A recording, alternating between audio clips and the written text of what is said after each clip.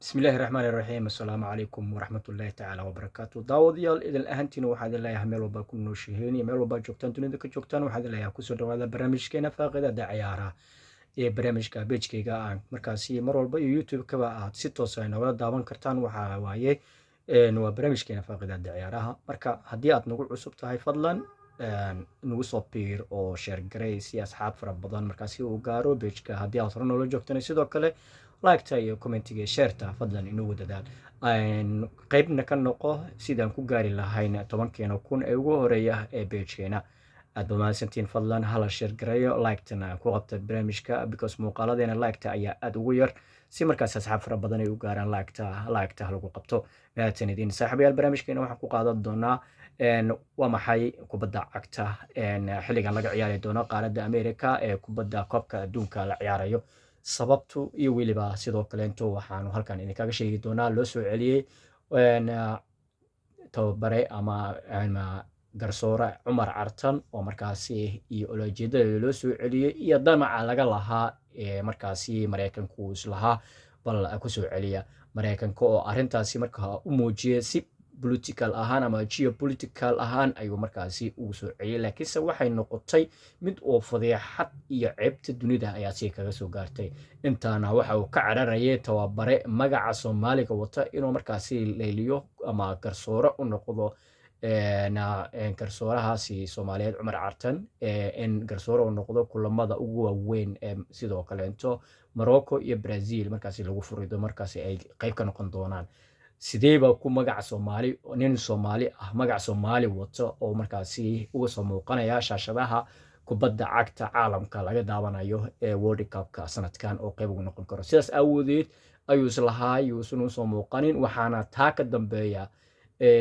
wax la yiraahdo geopolitical way oo sababtoo ah waxaad aragtaan Mareykanka wuxuu in badan oo ka lahaa dalka Soomaaliya dana fara badan ayuu ka lahaa si markaasi danahiisa ay qayb kaga noqdaan horumarka oo ka leeyahay iyo weliba inuu gumeysi ku hayo Soomaaliya dowladda Soomaaliyana inay fiirisay aragtay ayay kor uga baxday waana waxa intaas oo dhan oo u wada waxay ahayd sidoo shidaal uga heli lahaa Soomaaliya oo si uu shidaalka u qaadan lahaa laakiin Soomaalidu iyo Mareykanku waxay isku afahmi waayeen dowladda Soomaaliya iyo Mareykanku isku afahmayeen waxay ahayd in uu asigu rabay in Soomaaliya shidaalku u qodo laakiin uu ku gumeysto xoolahooda waxa la yiri suuragal ma noqon karto waxa anaga noo soo saaraysid iyo in adiga nagu gumeysato oo markaasi waxaad siinaysid aan adiga nagu gumeysato xilliga raba joojiya waraa waxaan yeelaa hadii kale yeela amar inuu dul saaro Soomaalidu markuu waxay go'aan ku qaadatay in Turkiga ay tiraahdo inoo qod waa heshiisyadii ay siiso Turkiga waxa sidoo kale jiray Norway oo ayaguna rabeen inay shidaal ka qodaan oo qodistii shidaalka ay markaasi ay rabeen inay ka qodaan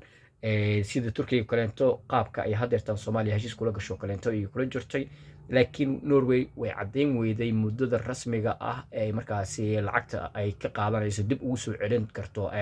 shidaalka Soomaaliya markii lacagaha ay qaadanayso wixii ka gala qarash ka galay muddada ay ku soo celin karto way cadeyn weys laakiin Turkiga wuxuu sheegay in muddo 5 ilaa 8 sano inuu dib ugu soo celin karo lacagta iyo qarashka ka galay hadii Soomaaliya ceelkeeda uu qodo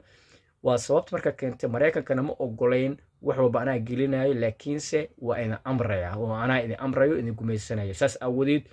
ay Soomaali u diiday oo Mareykanka ay markaasi kaga leexisay ay markaa Turkiga ku siisay awoodda shidaalka sidaas awoodeed markaasi wuxuu bilaabay geopolitical ah maadaama adigoo Soomaaliya aanay sideed Amerika igu diidi kartaa shidaalka intaas oo sano dowladdiisa aad bareelay hadeertana u burburiyo darteeda intaas oo hogaamiye kooxeed u aasaasay si shidaalkaas u helo dowladahaas kale inta dhaqaale aan ku bixinayay si shidaalkaas aan gacanta ugu dhigo iyo macdanta dalka Soomaaliya taalo saas awoodeed markaas wuxuu bilaabay Trump wax la yiraahdo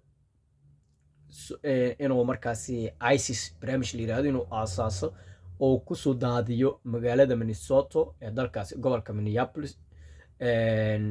waana waxyaabo aad iyo aad dhibaato u ah WhatsApp ula socoteen ba shidaalka kadib ayuu barnaamijkaas bilaabay oo Minnesota dadkii laga qabanayay oo talxiila yiraahday Soomaalidu waxa ay IQ-geeda aad u yar Soomaalidu waxa waaye lacag far badan ee xadeen oo bilinaad ah soo marka waxyaabo is qabanayna waxa kamid ah hadaladiisa ah Somali no government, no peace, no police, ayaga is dilaan, ayaga is yeelaan waddan ma lahan. Marka anaga markaa fiirino no government no waxaas dhexdeena markaa siyaasad ahaan u fiirino si kasta isku dagaalno iyo si kasta wuxuuba u sameyno. laakiin Soomaali waxaan rabaa inaan idiin sheego maadaama aniga barnaamijka sport ka hadlayay barnaamijka sportigana aan ka hadlayay oo soo galay geopolitical wax la yiraahdo. geopolitical kaas waxaa ka mid ahaa in Mareykanka shidaalka iyo Soomaali uu u diiday oo Turkiga uu siiyay oo markaasi Turkigii uu u tagay wuxuu yiri ana suuq geynayo ee waa ina qayb iga siisaa shidaalka Soomaaliya ka soo qodaysid saas aawadeedu marka oo Turkiga qayb kaga siiyay laakiin Mareykanka Soomaali ma siinin. Soomaali wixii cilaaqad la leedahay kaliya waa Turki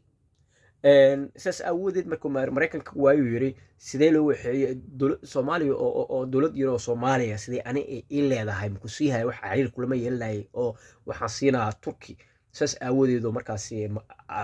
ISIS uu ku soo daadshay Minneapolis oo Minnesota dadka eber ka dhigeen oo haddana asu Ilhaan Cumar raaxada iska qaadeen dagaal iskula jireen buuqaas dartiisa magaca Soomaaliga ah ee caanka noqonayo hawada marayo oo sare kacayo oo u diidanaa in macnaha oo Cumar Cartan ay saameysay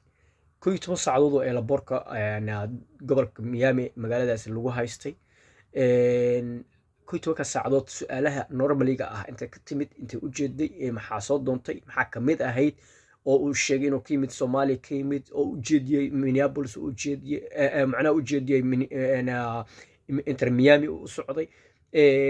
waxyaabahaas oo dhan markuu sheegay inuu FIFA ka mid yahay oo garsoore FIFA ah ka mid yahay World Cup oo qabanayo garsoore ka noqonayo waxa soo markuu sheegay kadib waxa haddana la weydiiyay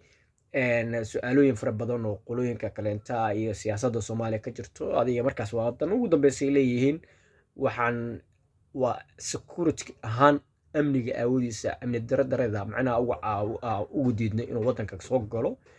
marka waxyaabahaas macquul ma noqon karto qof oo sports ah in la weydiiyo su'aalo political ah marka daawadayaal waxa la leeyahay barnaamijka